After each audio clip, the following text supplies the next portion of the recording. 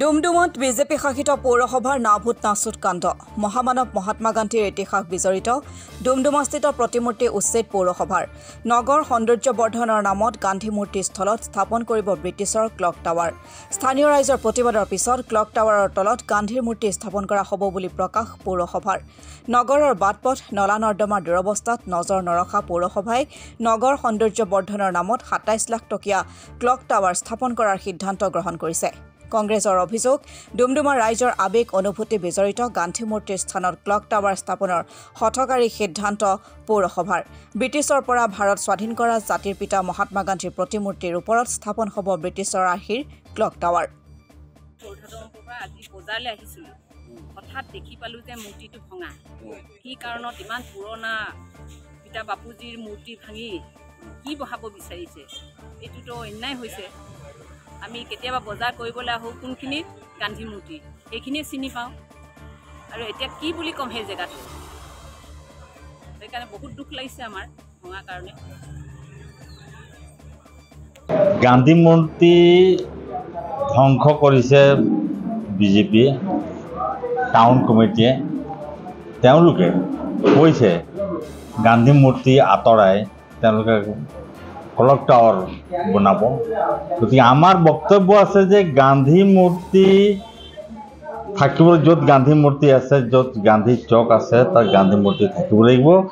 ইয়াত clock tower ক'ত বনাওক আমাৰ ক'ব লগা নাই উন্নয়নৰ বিৰোধী আমি নহয় কিন্তু গান্ধীৰ মূৰ্তি আঁতৰাই উন্নয়ন কেনেধৰণৰ উন্নয়ন তেওঁলোকে ক'ব বিচাৰিছে আমি গান্ধী মূৰ্তি বনোৱাত সহযোগ কৰিম বিৰোধৰ কথা নাই গতিকে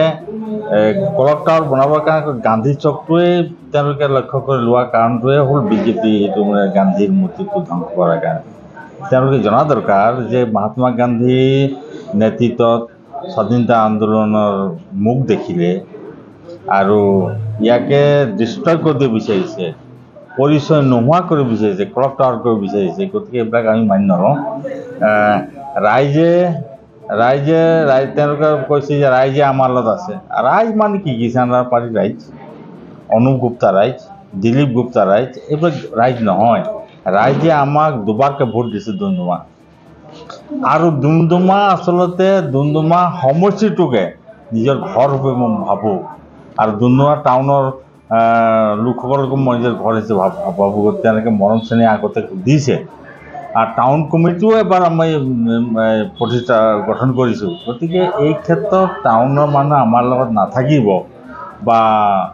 টাউনৰ মানুহে গান্ধী মূৰ্তি আঁতৰাৰ স্বাক্ষৰ সহযোগ কৰিব বা সন্মতি জনাব এইটো কথা হ'ব নোৱাৰে এইটো তেওঁলোকৰ কিছুমানৰ কাৰণে হজম নোহোৱা এটা কথা গতিকে আৰু উন্নয়নমূলক কাম ইয়াত বহুত আছে আৰু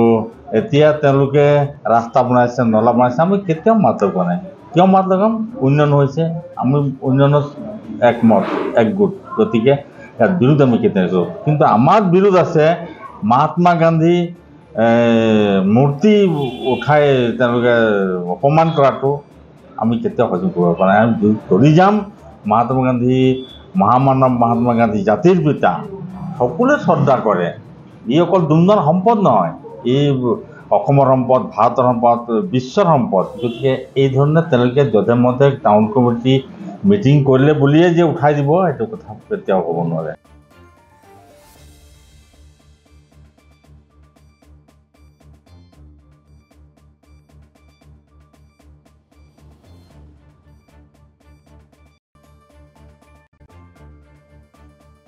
ব্যুৰ ৰিপৰ্ট অসম টুডে